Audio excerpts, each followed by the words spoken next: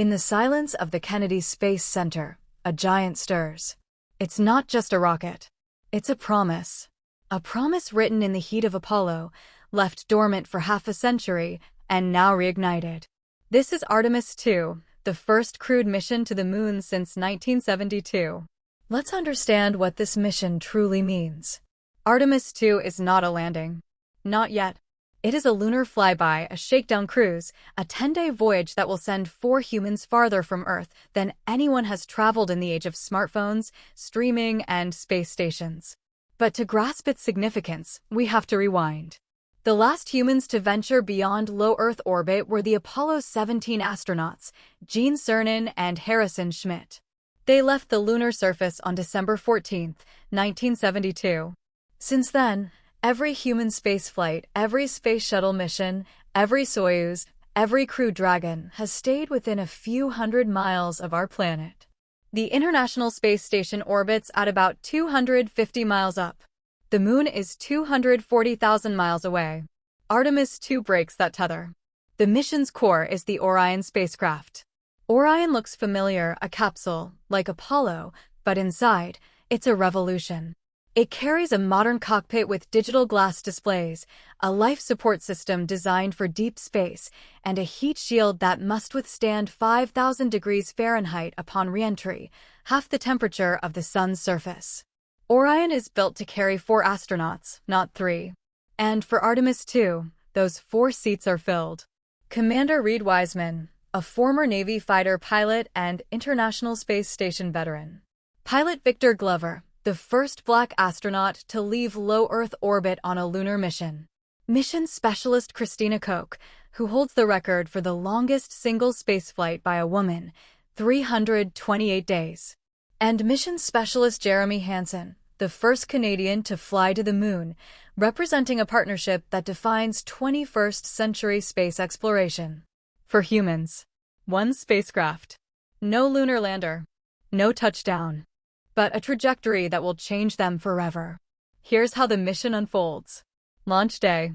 The Space Launch System, the SLS, the most powerful rocket ever built, ignites its 4 RS, 25 engines, and 2 solid rocket boosters.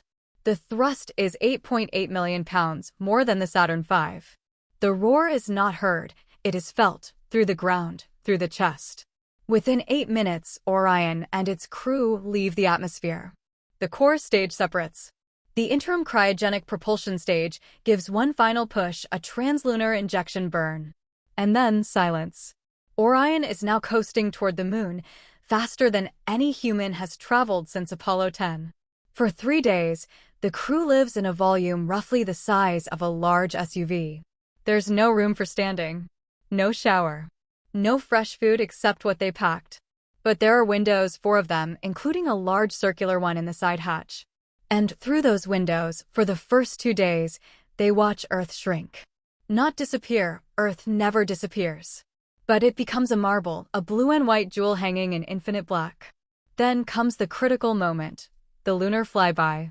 Orion fires its main engine to swing behind the far side of the moon. For 34 minutes, the spacecraft is completely out of radio contact with Earth. The crew looks down not at Earth, but at the moon's ancient, cratered far side. No human eyes have seen this terrain directly since Apollo 17's command module pilot Ronald Evans. Now, for new witnesses.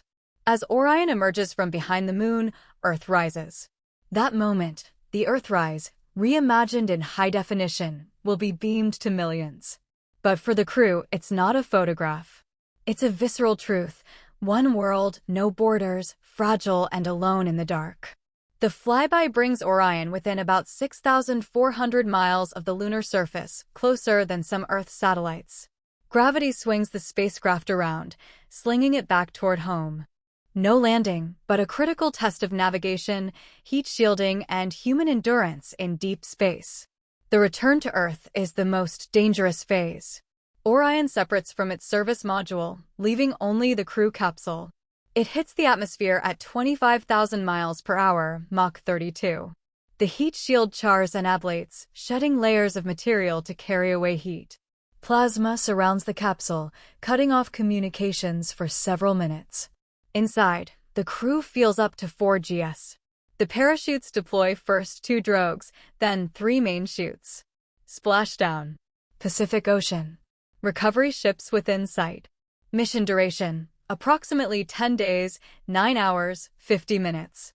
Why do this? Why fly around the moon without landing? Because Artemis II is the proving ground. Before we can send humans to the lunar surface on Artemis III, we must certify every system in real deep space. Orion has flown before on Artemis I, an uncrewed test in 2022 that orbited the moon and returned. But humans change everything. Life support must work. Radiation levels must be measured. The crew must practice emergency procedures, manual flying, and communication delays that grow to nearly 3 seconds each way, enough to feel the distance. There's also a symbolic weight. Artemis II reopens the lunar frontier. The 4 astronauts represent a new coalition: NASA, the Canadian Space Agency, and eventually ESA, JAXA, and others. The mission carries seeds, literally, tree seeds from the Moon Tree Program, continuing an Apollo-era tradition. It carries a patch, a flag, and the hopes of a generation that has only known Mars rovers and space station selfies. But let's be clear about what Artemis II is not. It is not a race against a rival superpower. It is not a flag-planting spectacle. It is the first step in a sustained program, one that includes the Lunar Gateway space station, surface habitats, rovers, and eventually, a pathway to Mars. Artemis II proves we can live and work in cislunar space for weeks, not just days. The crew will conduct science. They'll study radiation effects on the human body using mannequins with sensors. They'll test the Orion's navigation by visually identifying lunar landmarks, the same technique Apollo astronauts used, but now with digital assistance. They'll even grow food in microgravity, a small experiment with big implications for longer voyages. And they'll speak to us. Not just mission control, but classrooms, newsrooms, living rooms. The communications system on Orion allows high-definition video from 240,000 miles away. Imagine watching a live stream, a real-time conversation with humans orbiting the moon. That alone shifts our perspective. There's a deeper current here. The name Artemis, twin sister of Apollo, goddess of the moon, signals a new era of inclusion. The first woman and the first person of color will walk on the lunar surface during Artemis III. But Artemis II already breaks ground. Victor Glover becomes the first Black astronaut to leave low Earth orbit. Christina Koch will be the first woman to venture this far from Earth. Jeremy Hansen is the first non-American to fly to the moon. Their faces on that launch pad represent billions. The mission also tests the timeline for Mars. A round trip to the Red Planet will take 2 to 3 years. Artemis II's 10 days in deep space are a baby step, but critical. The radiation environment beyond Earth's magnetic field, that's the same environment Mars Voyagers will face. The communication delay similar. The isolation the same. Artemis II is a Mars rehearsal wearing a moon costume. When the crew splashes down, they won't step onto a cheering aircraft carrier like Apollo astronauts. They'll be hoisted into a medical tent, examined, debriefed. They'll see their families through a window. But in their eyes, you'll see what Apollo astronauts described. The overview effect, a cognitive shift, a realization that everything they've known, every conflict, every border, every worry, exists on that tiny blue dot behind them. Artemis II is not the finale. It's the opening act of a new human story. One where we don't just visit the moon, but learn to live there. One where we don't leave flags, but build foundations. And one where the next time a human looks back at Earth from lunar distance, they're not an anomaly, they're a pioneer. The rocket is ready. The crew is training. The countdown has begun. We are going.